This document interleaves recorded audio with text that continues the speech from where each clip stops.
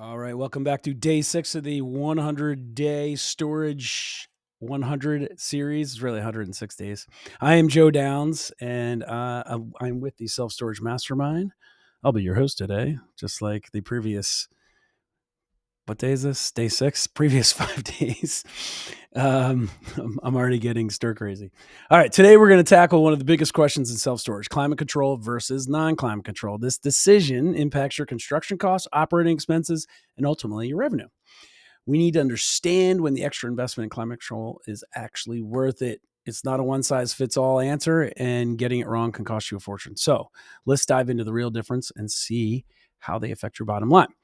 Before we talk about cost, though, we need to define what true climate control actually is. It's more than just a fan or a vent or a temperature, right? It's a controlled environment. True climate means maintaining a specific temperature range, usually between 55 and 85 degrees Fahrenheit. But the critical component is actually humidity control, keeping it between 30 and 50%. This humidity control is what prevents mold, mildew, rust, and warping of sensitive items. To achieve this, you need a fully insulated building envelope and dedicated HVAC systems. So understanding this distinction is key to knowing what you're actually building and selling.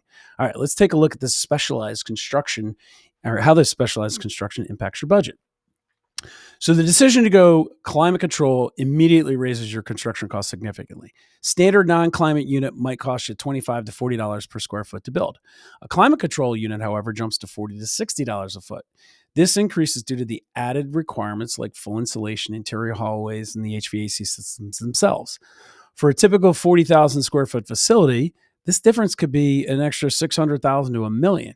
So you got to underwrite this massive upfront cost against the potential rent premium you can charge. But construction isn't the only cost that increases. Your operating expenses go up too. So beyond the initial build, operating a climate control facility is significantly more expensive. Your annual operating costs will increase by 50 cents to $1.50 per square foot per year. The bulk of the increase comes from the electricity needed to run the HVAC systems constantly. In extreme climates, whether hot or cold, the electricity cost is going to be at the high end of that range. So you also have a higher maintenance cost for servicing and eventually replacing those HVAC units. So for the same 40,000 square foot facility, you're looking at an extra 20 to 60,000 in annual OpEx. This means your rent premium compared to your non-climate control must be high enough to cover both the increased debt service and the higher operating costs. So what kind of rent premium can you actually expect to charge? The whole financial model was a mouthful. The whole financial model hinges on rent premium you can command for climate control units. So generally, you can expect 20 to 40% more than a comparable non-climate unit. So if you have a 10 by 10 that rents for $100, your climate control unit should rent for 120 to 140. The premium is highly dependent on your market's climate and the local competition, though. So markets with extreme heat, humidity, or cold will naturally support a higher premium. But your premium shrinks if everyone in your area also offers climate control. So you need to analyze your market carefully to ensure the premium justifies the extra potential $1 million in construction and the higher OpEx along the way. So this is where we decide if climate control is a smart investment or just an expensive feature. The decision framework will the rent premium cover your extra construction and operating costs? If you're in a hot and humid climate like Florida, Texas, the answer is probably yes. Extreme heat or extreme cold also drives demand for climate control. But the market must also support the premium pricing. So you're looking for high income areas with limited competition. Avoid building all climate control in mild climates like the Pacific Northwest or low income areas, though. Or if all your competitors already offer climate control, you lose your competitive edge and the premium as well. So use this framework to analyze your market before you commit to the higher construction costs. Let's look at why offering both types of units is actually a smart strategy, though. So we just established where climate control works, but who are the tenants it actually works for? Climate control tenants are fundamentally different from the non-climate control tenants.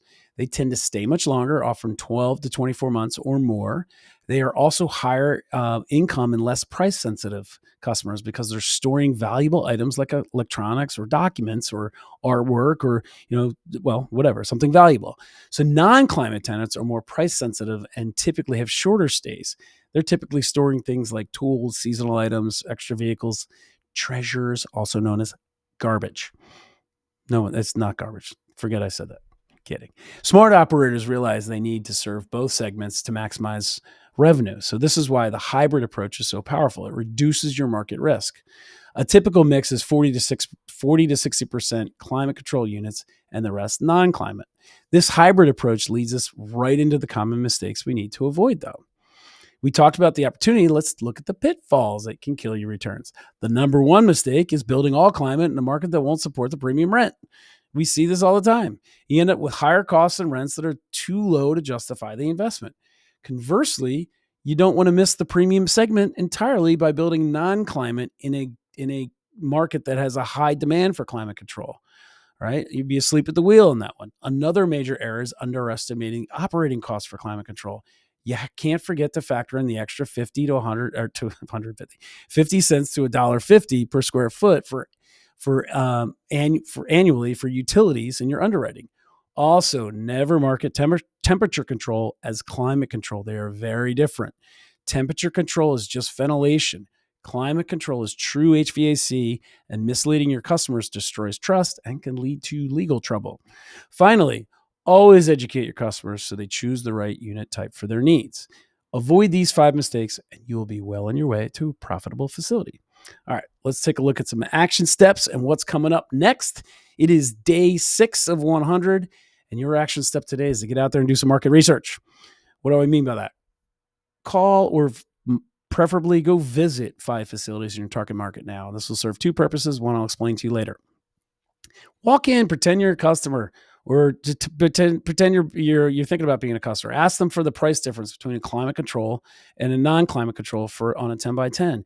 See what that premium difference is, and then calculate that as a percentage of what you know the market will bear. So, also research utilities in your market. These are crucial to the operating costs. See if you could put together on a couple different facilities what it costs them to build that facility, and whether or not, based on their premium of climate control over non-climate control rent, whether or not they're making money, breaking even, or crushing it. All right. After you like this episode, please click subscribe, and you'll get day 7 tomorrow. Or you get notified by it. Plus all the reminders for our live sessions, which are roughly every 2 weeks on a Tuesday or Thursday around 8 p.m., where I'm going to go recap the entire section we just did. But I'm also going to answer any questions you have along the way. Speaking of which, if you have questions or aha moments, drop them in the comments. I will do my best to answer them in our live. And then if I don't, I'm hoping you'll jump on and ask me a question live. All right, now for the strategic play to share this video that I promised. You have friends that are interested in storage, but they haven't told you yet. So why not be the first? Share this and help them avoid expensive mistakes like building all climate and the wrong market, for instance. But here's the real play. When you share these videos, you're positioning yourself as the storage expert in your network. Fast forward a few months, you're all going to be finding deals, and you're going to need capital partners. So do you want them thinking you just started in self-storage today, yesterday, the day you found the deal? Or do you want them remembering, hey, you know what? You've been posting about this storage thing for months now, and for them, it'll feel like years. So, and then I promise much later in the series, I'm going to give you another tip on why that's so strategic and what you can do with it. Anyway, sharing equals planting seeds for future deal making. So see you tomorrow for day 7, single story versus multi-story facilities. Again, share. Your friends and your colleagues will thank you later.